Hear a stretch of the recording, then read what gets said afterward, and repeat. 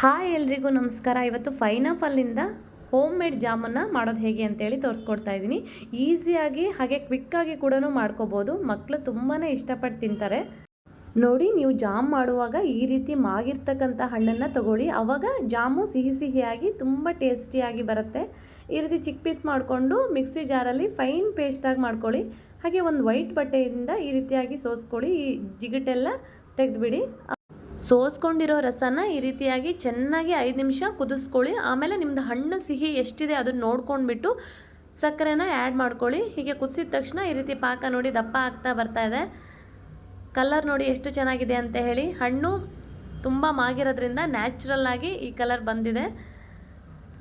ಈ ಕನ್ಸಿಸ್ಟೆನ್ಸಿ ಬಂದಮೇಲೆ ನೀವು ಸ್ಟವ್ನ ಆಫ್ ಮಾಡಿ ಆರಾಮಾಗಿ ನೀವು ಸ್ಟೋರ್ ಮಾಡಿಡ್ಬೋದು. ಬ್ರೆಡ್ ಜೊತೆ ಹಾಕ್ಕೊಂಡು ತಿನ್ನೋದಕ್ಕೆ ತುಂಬಾ ಚೆನ್ನಾಗಿರುತ್ತೆ. ಹೀಗೆ ನನ್ನ ಚಾನಲ್ನ ಸಬ್ಸ್ಕ್ರೈಬ್ ಮಾಡ್ತಾಯಿರಿ, ಹಾಗೆ ಸಪೋರ್ಟ್ ಮಾಡ್ತಾಯಿರಿ. Thank you for watching.